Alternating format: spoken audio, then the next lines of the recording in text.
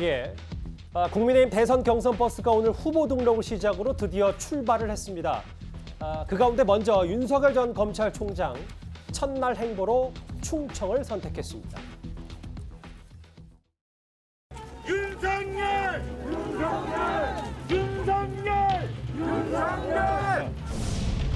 저희 집안은 논산에서 집성촌을 이루면서 저희 부친부터 선대로 약 500년간 살아왔습니다. 검찰총장 시절에 조국 사건과 갖은 그 정권 비리 그 사건 수사하는 것과 관련해서 온갖 압력과 이런 핍박을 이겨내고 국민들의 이 부름을 받은 것은 겉으로는 조용하지만 속으로 뜨거운 그런 충청의 피를 타고난 때문이 아닐까. 결국은 충청대망론이라고 하는 것은 국민통합론이라고 저는 정리하고 싶습니다. 오늘 충청을 찾은 윤 전 총장 행보부터 먼저 짚어볼 텐데요. 정권비리 사건 수사에 온갖 핍박을 이겨낸 것은 속으로 뜨거운 충청의 피를 타고난 것이기 때문이란 얘기를 하면서 오늘 꽤 그 윤 전 총장이 이 얘기를 했어요. 집권하면 세종시에 대통령 집무실 설치할 것이다. 충청에서부터 좀 세게 치고 나가겠다는 얘기입니까? 일단 지금 전국적으로 이제 인구 구성이라든지 또 정치적인 어떤 선택에 보면 사실 중원장악이 중요하다 이런 얘기 많이 하지 않습니까? 이미 충청 인구가 사실은 호남 인구를 앞선 지는 오래됐습니다. 이제 그렇다 보니 충청에서 지지를 얻으면 결국 이제 대권까지 간다. 이런 이제 여러 가지 분석들이 있어요.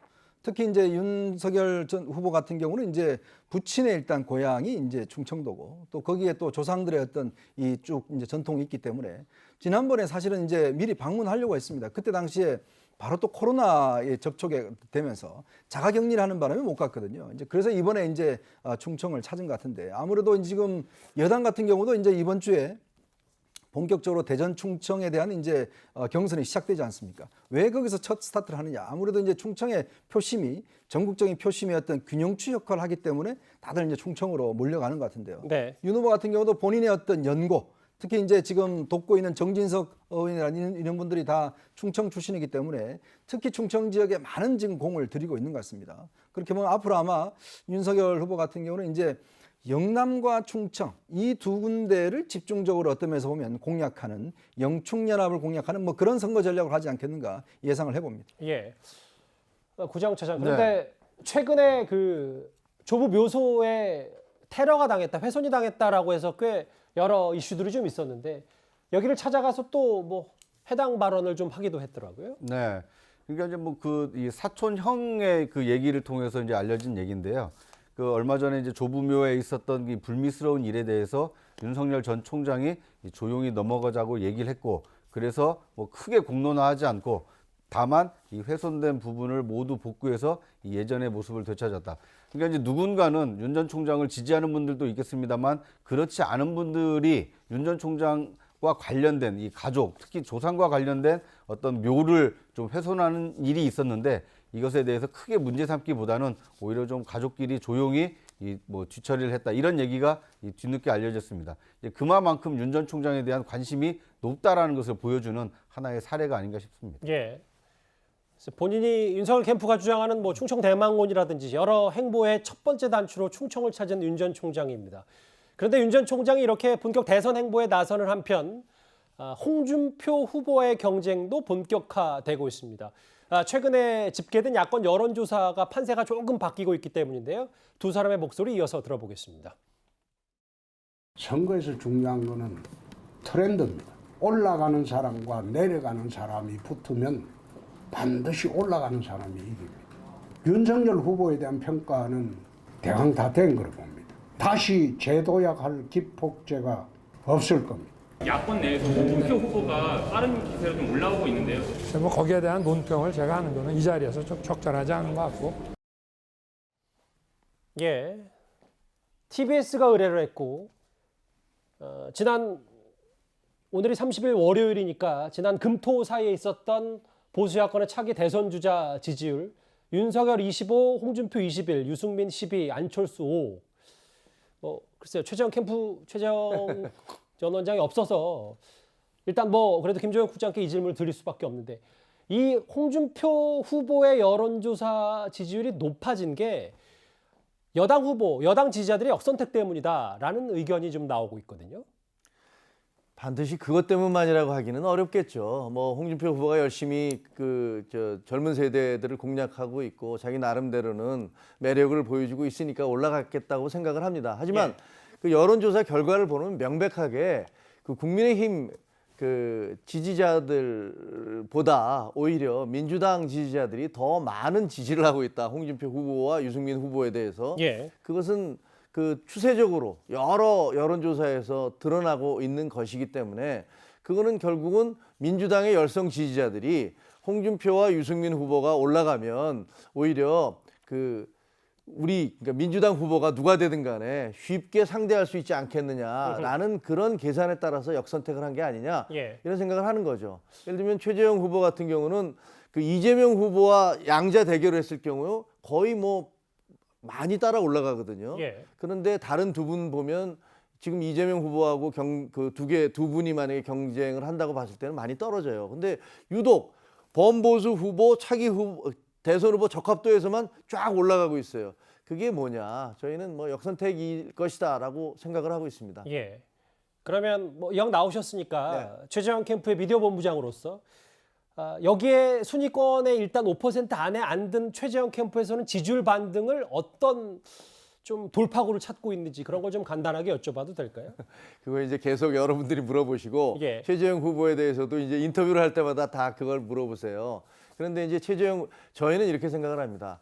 어쨌든 그 역선택 방지를 하는 것이 굉장히 중요하다고 생각을 해요. 그건 선거의 공정성 부분에 해당하는 부분이니까. 그리고 또 하나는 지금 현재 선거에서 아직 이제 2달 보름 정도의 기간이 남아 있는데 어떤 묘수풀이 같은 묘수를 통해서 판을 뒤집는다라는 것은 그건 가능하지 않다라고 생각을 해요.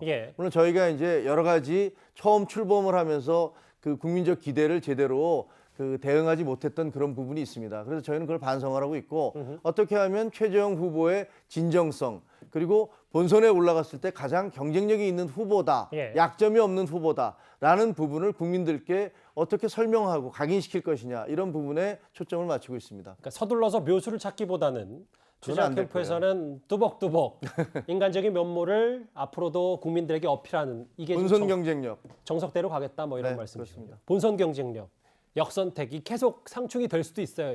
김관우 교수님. 저는 역선택 방지 조항을 넣는다면은 그러면 국민 참여형의 경선을 할 이유가 없는 거거든요. 그러니까 과거처럼 뭐 일부 중진이라든가 당원들끼리만 투표하면 됩니다. 그런데 이제 우리가 국민을 이제 이 안에 예컨대 당의 후보 결정에 이렇게 참여시키는 이유는 그만큼 본선 경쟁력이 이렇게 국민 참여를 통해서 뽑은 후보가 더 많이 나온다는 경험적인 그런 결과들이 있기 때문이거든요. 그래서 이제 국민 참여 경선을 하게 되는 것인데 지금 역선택이라는 부분도 사실은 그 안에는 국민 여론이 일부가 그 안에 존재하는 거예요. 그러니까 그 정도까지 반영을 못 시키면서 다 당 지지자들만 갖다 놓고서 이걸 얘기를 이제 선택을 한다면 사실상 이런 어떤 국민 여론조사라든가 참여 경선을 하지 말아야죠.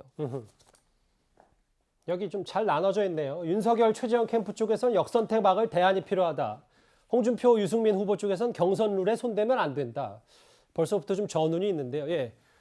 김종혁 국장 뭐 하실 말씀 더 있으시다고요? 아니 제가 이제 워싱턴 특파원을 했는데 미국에서도 이제 프라이머리를 할 때 오픈 프라이머리하고 클로즈드 프라이머리가 있어요. 그러니까 모두에게 공개하는 것도 있고 당원에게만 공개하는 게 있기 때문에 사실은 여기 어떤 것이 정답이라고 얘기할 수 있는 건 아니에요. 그런데 특이한 것은 대한민국에 있어서는 특히 이번에 우리가 이제 뭐 양념 폭탄이니 뭐니 이런 얘기가 나오지만 선거를 할 때마다 특정 정당의 지지자들이 정말 엄청나게 좌표가 찍히면 몰려가서 실제로 그 선거 결과를 바꿔놓는 경우가 있어요.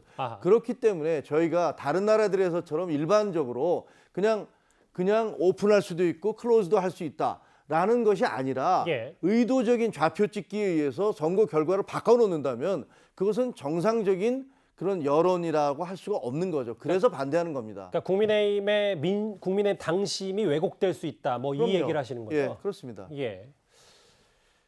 일단 뭐 여기 화면에 보이는 것처럼 역선택 관련해서 홍준표 후보는 유승민 후보와 마찬가지로 경선 룰에 손대면 안 된다 이렇게 얘기하고 있습니다. 그런데 홍준표 후보가요 3년 전에는 역선택과 관련해서 지금과는 좀 다른 입장을 밝혔었습니다. 화면 만나보겠습니다.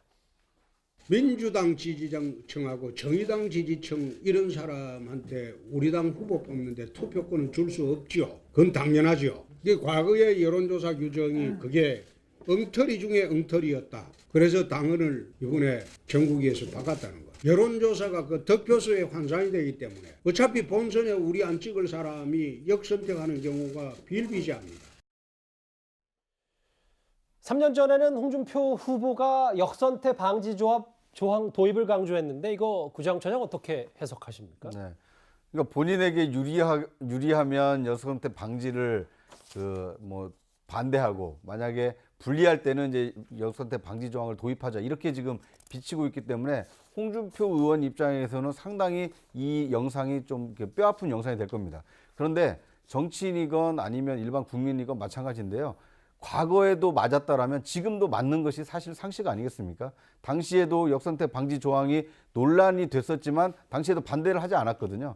그런데 이번의 경우에는 또 어느 특정 후보에서 역선택 때문에 이 표심이 왜곡될 우려가 있다 이렇게 바꾼다라면 만약에 몇 년 뒤에 치러지는 그때 여론조사는 또 어떻게 할 겁니까? 그러니까 선거의 일관성, 민심을 살펴보는 어떤 지표의 어떤 그 일관성을 본다라면 이 역선택 방지 조항은 후보의 어떤 유불리에 따라서 그때 말이 달라지는 이렇게 좀 임의적인 그 정치적인 공세 아닌가 하는 생각이 듭니다.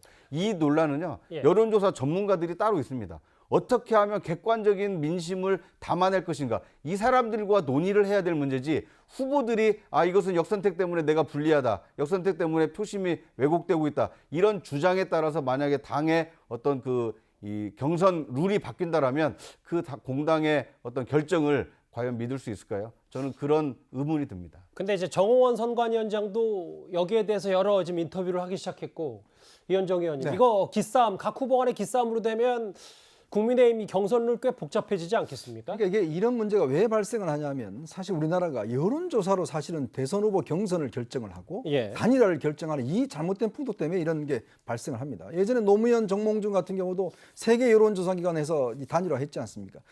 이게 통하는 이야기입니다. 여론조사라는 게 샘플링을 해서 한 1,000명 정도 조사하는 거예요. 그걸로 예를 들어서 이걸 결정한다는 게 말이 안 되는 거거든요. 미국만 하더라도 본인들이 등록을 해서 그걸로서 이제 표심을 하지 않습니까? 그러니까 그렇기 때문에 이제 이 역선택 문제가 나오는 것인데 왜 이런 현상이 굳어지냐 하면 지금 보면 만약에 홍준표 지금 후보가 본인의 국민의힘 지지 전체의 어떤 적합도가 높아가는데 그러면 다 똑같은 여론조사에 높아져야 돼요. 근데 다 똑같은 전체 그 여론조사에서는 높아지지가 않습니다. 근데 유독 이게 국민의힘 적합도에서만 높아지는 현상이 나오는 거거든요. 그렇기 때문에 여기에 어떤 차이 때문에 그러면 이게 현재 그러면 문법대로 하자면 국민의힘의 차이 높으면 전체 여론조사에도 나와야 되는데 문제는 일반 국민들이 그 여론에 대한 지지도가 높아지느냐? 또 그게 아니기 때문에 자칫하면 이게 지금 표심의 왜곡이 있을 수가 있다. 그래서 현재 지금 국민의힘은 첫 번째는 100%, 두 번째는 70%, 세 번째는 50% 여론조사 반영하지 않습니까? 이제 그 중요한 어떤 결정 권한인데 문제는 이게 당락을 결정할 만큼 이게 중요하게 작용한다고 한다면 저는 경선위원회에서도 이 문제는 정말 전문가들과 함께 심각하게 한번 고려해야 할 문제가 아닌가 생각이 듭니다. 그래서 지금 1위 후보인 윤석열 전 총장이 홍준표 후보의 추격을 받는 건 아니냐 여러 얘기가 나오면서 화두는 지금 국민의힘 내에서는 역선택이 됐습니다.